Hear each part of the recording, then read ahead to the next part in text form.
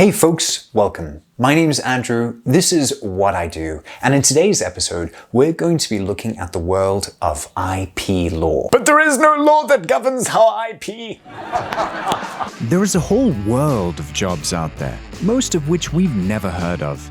Let's explore that world together. Joining us to make the case for his career is Ben. Ben, thanks for joining. Andrew, thank you for having me. Excellent. All right. So first up, tell me, what is it that you do? I'm an attorney.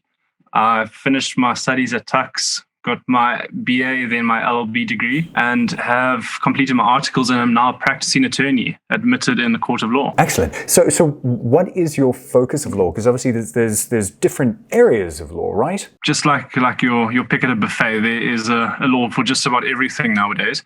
And so where I specify is in intellectual property. So basically that is just your trademark, copyright, patents and designs. Everything that you can see that amounts to branding. All right. So what are the sort of general responsibilities of someone involved in, or an attorney involved in IP law? So that can vary quite drastically. But the long and the short of it is we basically set out to protect a company or a business's brand, even individual in some instances. When you talk about protecting a brand's IP, what are you trying to save them from? So essentially, we are keeping people from trying to either infringe on someone else's rights that they have in their brand, and or we protect them from passing off, which is basically when someone pretends to be, they are associated with another brand, which they in fact are not. Right. So what do you find you spend a lot of your time doing to protect these brands? So specifically for me, it depends on how big our client is. If they have a large virtual standing, say they are an online website or retail store, then one of the facets that we will do is we'll enforce domain names which come across to mislead the consumer. I'm sure you've come across those Google ads that seem awfully similar to what you're trying to search for. Same, but different. Right. And that in essence sometimes has a what we would say a mala fide, something that's been done in bad intentions. Right. So essentially, would you just say, okay, my brand is, Harry's Waffles, and then I'll go search Harry's Waffles, and if I see a Google ad come up for, Harry's Waffles, but I see it's not actually Harry's Waffles, then I leap. Is that the idea? If you are Harry's Waffles, someone might go and register a domain name, which is Harry's #waffles. I mean, to most people, they would assume you throw a hashtag in front of anything and it's just an extension of one's brand. What would you say you spend the bulk of your time doing? That can depend on the day and the client we deal with. But I think a lot of the time it's some extensive research. You got to make sure that if you're going to accuse someone of infringing on your rights, you've got to have all of your bases covered. If you aren't 100% sure that they are in fact in the wrong, then they have action against you, which you don't want to put yourself or a client in that position, because that can be unbelievably damning. Right. So part of it is kind of noticing that there might be something fishy, that somebody might be infringing, but then the second part is going and actually making sure that there is a case for infringement before you try anything out. Exactly, yes. Right. And then I assume naturally there must be step 3, which is then actually going after the people if you feel like you've got the case. Are you heading to court, or is it sort of less exciting than that? So 90% of the time, you want to aim to have everything settled outside of court. I thought we could settle this like men. You thought wrong, dude. Because that can get awfully expensive awfully quickly. But there are instances where you can't reach any amicable settlement between yourself and someone else. And you do have to rely on a third party, that being the court system, to adjudicate and come up with a judgment that's either in your favor or not. All right, cool. So what would you say that you find the most enjoyable about your job? Everyone assumes that law is just a lot of reading, writing, and brushing up on how well you can argue something. But to me it was, especially with the IP, all of the the arts and just the creative side that does come into play with intellectual property.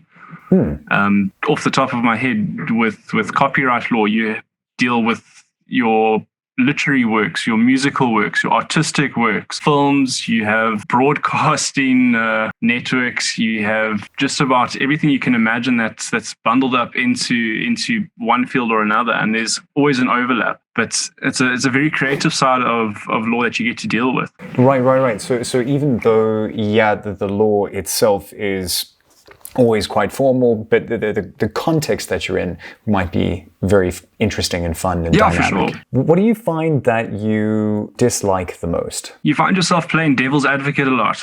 You either personally might think that you're in the wrong and you just argue it now for the sake of your client. But one of the worst things you can do is get too emotionally invested in something and then get caught up and spiral in a unfortunate tangent that leads you and a client into a bit of a predicament. I'm in a glass case of emotion.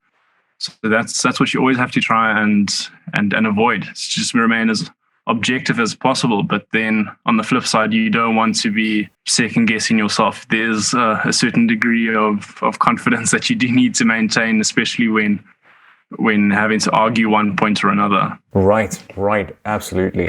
All right, so what sort of personality type or skill set do you think would make a really good IP attorney? So I think you've got to have some degree of artistic nature to yourself.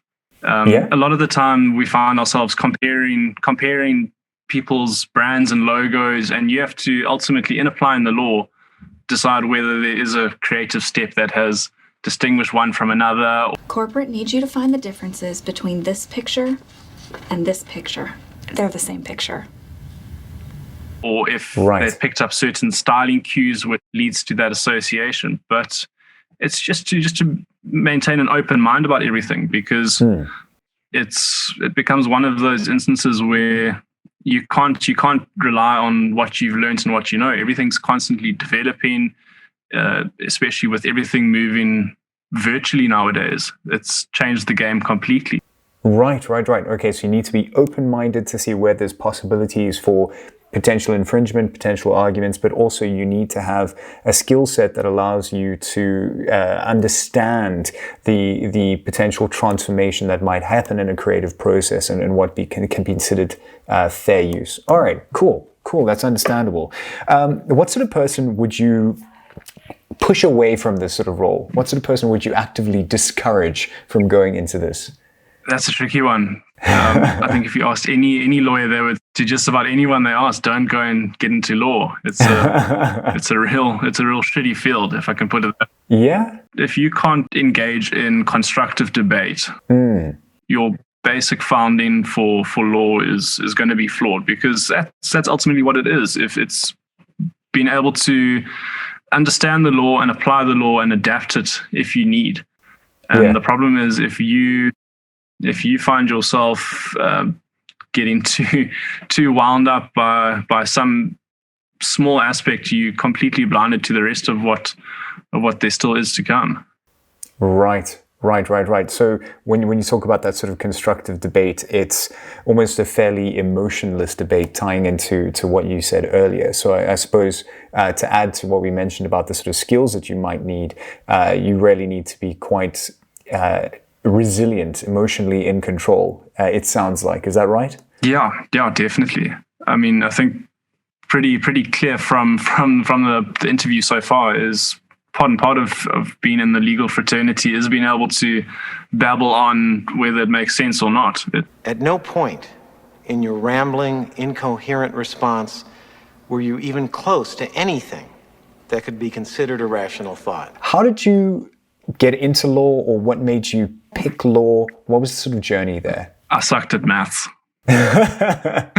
Well, started off like a typical teenager with no sense of direction, and I thought, I'm going to go study law because it's a good degree to have behind you, and maybe one day things might fall back, and that's where I'll be able to form a basis. And then towards the end of my studies, I was offered to do articles at one of the larger firms here in Pretoria. And so I figured, well, hey, why not? Let me go get my articles done. I really enjoyed what I was doing, and another job opportunity opened up thereafter, and I haven't looked back since. All right, cool. So, well, how long is the overall sort of educational journey? Because I mean, law, a little bit like something like medicine, it's quite a chunk of learning that you have to do. What's the sort of average timeline for the average attorney? So it's going to come down to which degree you choose to get there. If you can imagine different routes on the map, you've got your straight LLB degree, which is a four-year course. You've got your BA LLB degree, which is 5 years.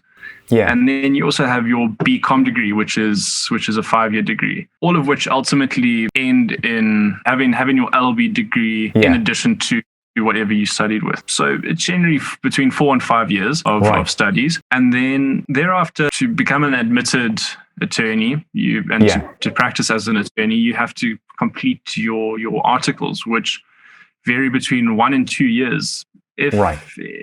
Most often it's just going to be 2 years working full-time at a firm as a candidate attorney. There is the option of night school and part-time studies, if I can call them that, which limits it to 1 year. But in that 1 year, it's arguable as to how much experience you can truly get. Any final advice for aspiring IP attorneys? Sure. Where do I begin?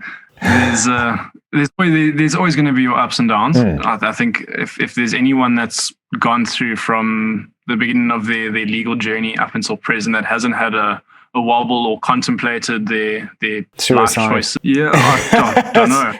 Sorry, that was too dark. Apologies. Let me not tempt fate. It is a really emotionally taxing and mentally taxing degree to complete. That's only where the fun begins as soon as you start articles, because then you're thrown into the real working world, and what you study often comes into question, and you wonder, well, am I ever going to use that, or why did I not spend more time doing this as a student? But it's just a matter of perseverance, keeping a thick skin and pushing forward. Awesome. Strong closing words. All right, thank you so much for joining me today. It's been a pleasure to have you. I think you've given us some great insights. So I wish you strength, determination, and emotional resilience in the rest of your work. Have a good day. All the best. So that's what it's like to be an attorney in the intellectual property field. Perhaps you have an interest in protecting people's brands and identities, or maybe you prefer something that's a little bit less litigious. What careers are you interested in? Is there a career that you would like us to delve into, or perhaps there's a unique one that you would like to share? Leave a comment down below. And if you would like to stay up to date with what careers are out there, don't forget to like and subscribe. Cheers.